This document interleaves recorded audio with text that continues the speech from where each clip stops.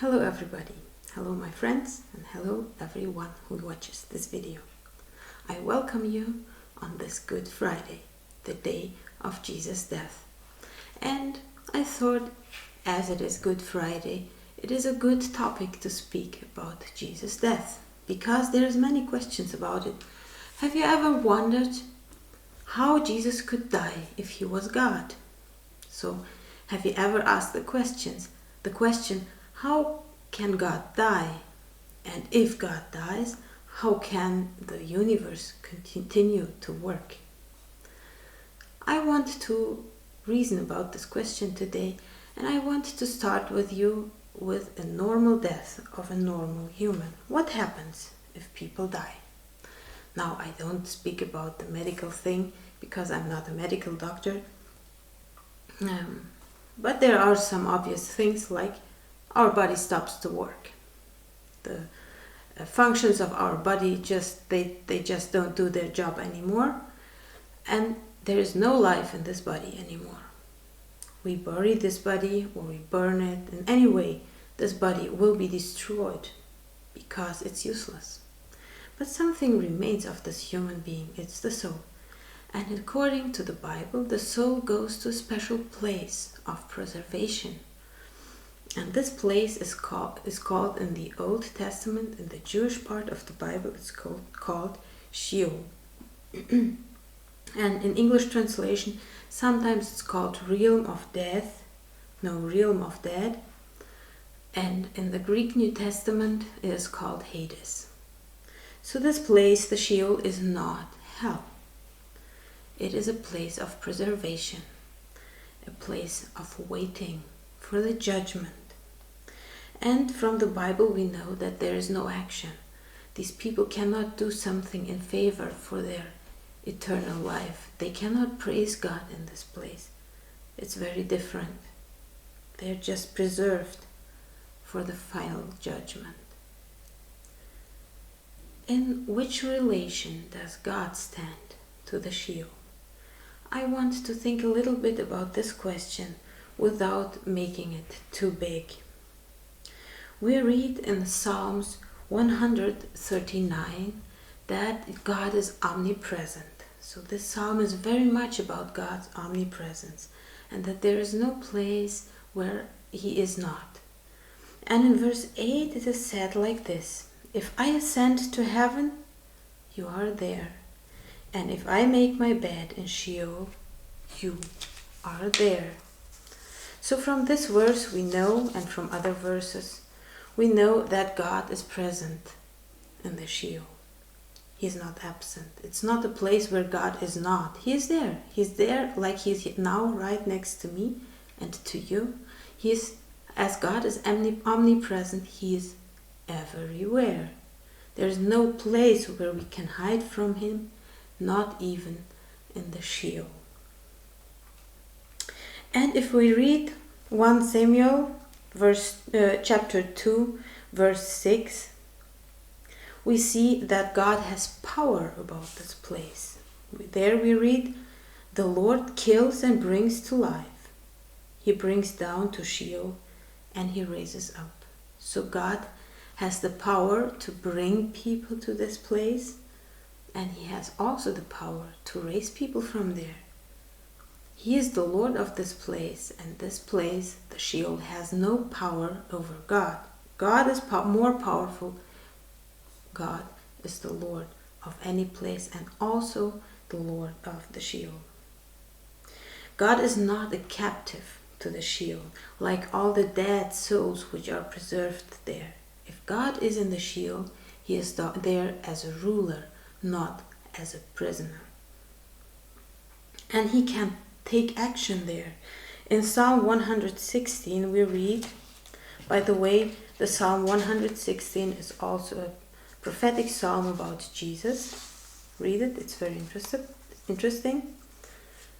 And in verse 8 we read there, for you have delivered my soul from death, my eyes from tears, my feet from stumbling. So God can deliver from Sheol. And also in Psalm 419 verse 15, we read, God will ransom my soul from the power of Sheol, for he will receive me. God will ransom my soul from the power of Sheol. Ransom.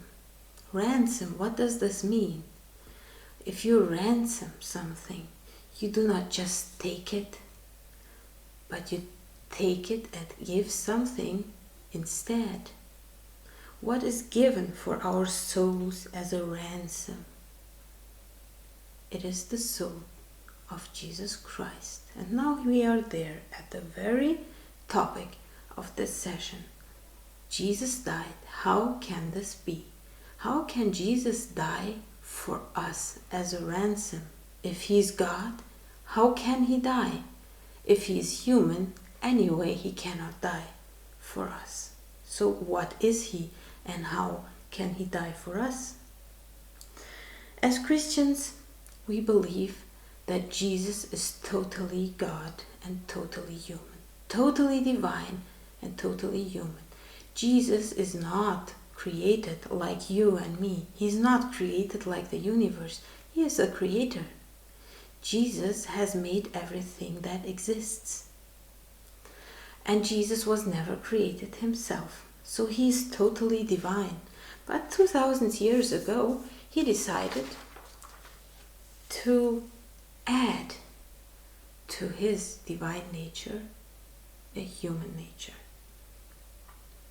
So this was his free decision, and he did not exchange it. He did not exchange his divinity to his humanity.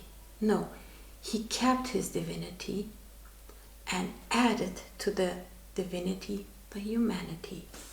And now he's totally God and totally human. Some Christians make it very easy and say, well, when Jesus died at the cross, the human part died and the divine part, of course, cannot die. This is totally inadequate because you cannot divide Jesus in a human and in a divine part.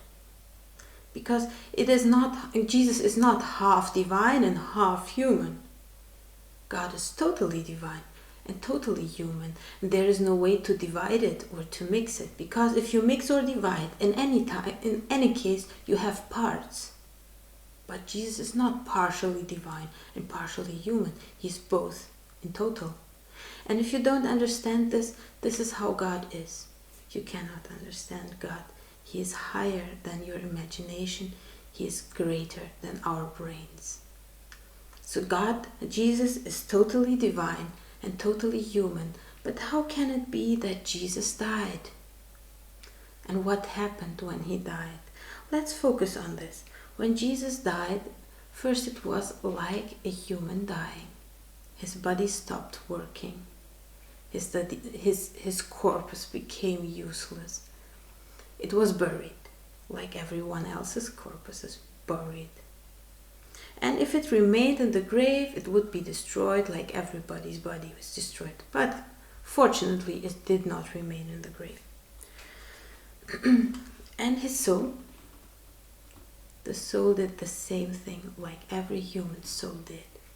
It went to the Sheol. But here the difference starts. When Jesus was in the Sheol, this was not a new place for him. Jesus is God, and he has always been there. He is the omnipresent God. He has never stopped being there. The Sheol is not a new place. He did not suddenly appear there. This is a place where he also has always been, because he is the omnipresent God. And when Jesus was in the Sheol, he was not a captive of the death, like the other dead people there. He is the Lord of the Sheol. He is not kept there imprisoned. No, he is there as the Lord, and he is not inactive, waiting for the judgment. He cannot wait for the judgment because he is the judge. He will judge the living and the dead in the end of time. The last judgment will be his. And when Jesus was in the Sheol, we know what he did. He prepared the judgment. We know from 1 Peter 3 verse 19, we know that he preached to some of the dead. We don't know exactly which group it was. We don't know exactly what the message was, but we know that he preached, and this way he prepared the judgment. And on the third day he raised from the dead. This raise from the dead was a proof of his claims. Jesus claimed to be equal to God. Jesus claimed that he is the Lord of life. He said that he is the life. He said that he is the giver of life. He is the resurrection and the life. And nobody who follows and believes him will die. Even if he dies, he will live. Jesus always claimed to be the life. And who is the life? He is God. So Jesus claimed to be God. And this was also the reason why they crucified him. Because for the Jews this was blasphemous, and they couldn't stand these words. And they thought they have to kill this man because he should stop saying things like this. This is a great blasphemy, and they really didn't want this in their society. So they killed Jesus. And they thought by killing him, they would also prove that Jesus is not what he claimed to be. But Jesus raised from the dead. And now everybody could see that he was what he said he was. That he was God. And that he was the giver of life.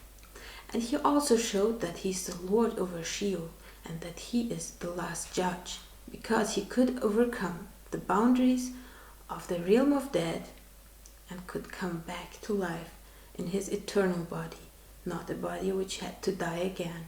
No, it was the body who would live forever and in eternity, the body that we will receive when we come to him, if we believe him today. Thank you for listening. I hope I have answered some questions. Thank you.